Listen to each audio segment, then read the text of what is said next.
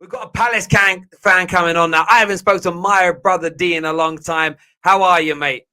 I'm good, bro. I'm good. How you been? I'm well. I'm very, very well. A good point for you tonight. Zaha could have won it at the end. You know what I Mm. mean? You guys got Darwin Núñez suspended for 3 games as well, but a good performance, a good point. Give me your thoughts on the game, mate.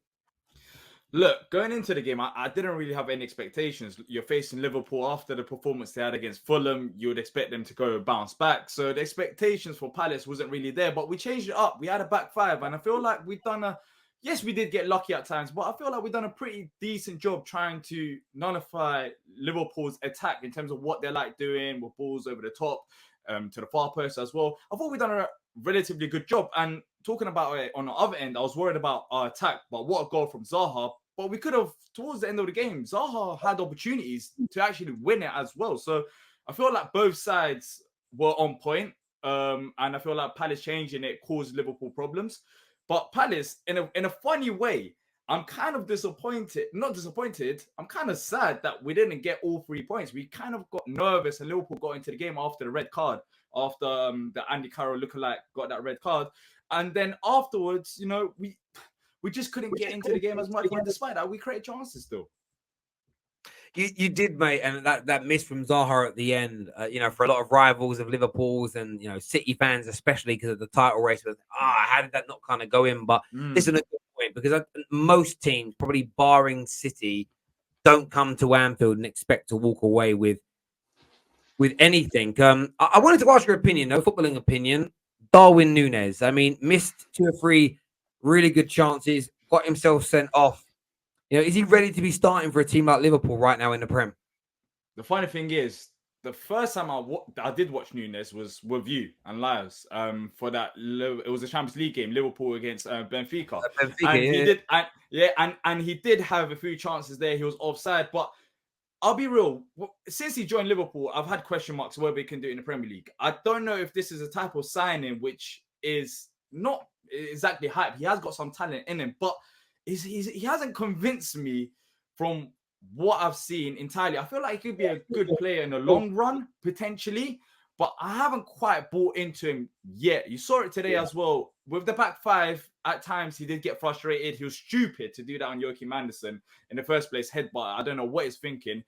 But you can see that he was frustrated as the game went on. And in the long run, half of me says he could be a success, but I haven't bought into it yet. Like, there hasn't been that convincing in my head that, oh, this is going to be the player for Liverpool going forward. I feel like, you know what? Mane scored every single time against us. Not having Mane in this game, despite all the talent they had, it helped us. And I feel like Mane is still a miss to Liverpool. And bringing in Núñez for Mane and expecting the same production straight away, it is going to be hard. But you know what? That Luis Diaz guy, we've seen it ever since he joined. He looks like a threat. But Núñez, I don't know, man. Terry, I'm not entirely convinced. I'm not. I don't know if he'll be. I'm 50-50 about it. Listen, I totally get it, mate. And I think he's a very talented guy. He's very, very raw. But I've been talking about this since I've been on socials. Outputs matter.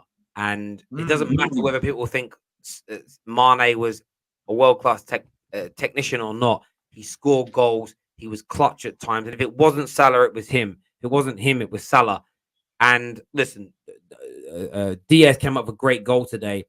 But you need to score goals. You need to put the ball in the back of the net. There hasn't been a top-class attacking player, inside forward or striker, in the last 30 years that didn't have good to very good to world-class GA. You need it. You've got to score. You've got to assist. And, he had 3 sitters today. 3 times he got in front of your goal. And I went, it's a goal. And he didn't just miss. He barely hit the ball. Like the way he fumbled, one of the shots went backwards. Like the man put backspin on it like he was Tiger Woods. I was like, how did he do that? I've never seen a shot like that in my life. And I think that for me is where, when you start to transition a squad, sometimes it might take Darwin Núñez a year or 2 to get up to date with the pace. I thought he's been very good the 2 times he's come on from the bench, but starting in a Premier League game is a different kettle of fish, and it's going to be interesting to see where he goes. The only real connection he had with Joachim Andersen's head, like that was the only. Apart from that, like he did have the moments where he could potentially score, but he wasn't that guy in front of goal. But look, Terry, we don't want to sit here and write out Nunes because it's still early. Look, they've only played 2 games. He might be getting used to the system, but and his attitude, he might be getting used to the Premier League as well. But it seems like it has already caught up to him in this game in terms of like the pressure. And I've seen it between him and Haaland, where they're both, of course, Haaland for me is the better player. There's no doubt about that. But it seems like both of them really want to score them goals, and I think out of them, Haaland wins it because he can deal with the pressure. Whereas Nunes, he's got more of a point to prove because Haaland's done it before. Like we know what Haaland's quality is, but Nunes, he's a guy that, all right, it's not last. He's a guy that just came out the block and it's like, all right, he's at Liverpool now. What are you gonna do? Whereas Haaland, he doesn't have that pressure. So can he hack the pressure as well? That's another thing. That was so silly because he's gonna miss the game against Man United, which is so important for both teams, especially a game like that where he could have proved himself. So how's he going to react to this red card? Is he going to come back after the 3 games all composed, or is he going to have even more pressure to go and be successful and score in front of goals? That's the thing about Liverpool. But saying about that, Liverpool's still a quality side, and I feel like they will do well. But so far, what we've seen, and I know it's only 2 game weeks, the quality's up there. The quality's up there. Arsenal, a side that we've bantered about for the last few years, they seem like they're kicking on. You see Tottenham, they look like they look half decent as well. So it's not going to be an easy ride for Liverpool this year. You know, City, I'm still convinced they will do their thing. But Liverpool dropping these points over Fulham and Palace, you expect them to do better. And it could come costly because when we talk about end of the season, it's always 1 point or 3 point or 4 point. And they've already dropped points.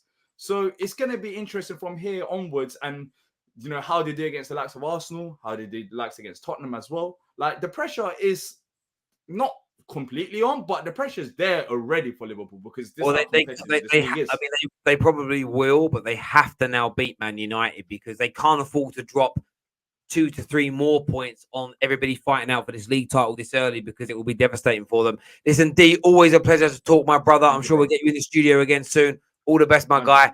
We'll speak again soon.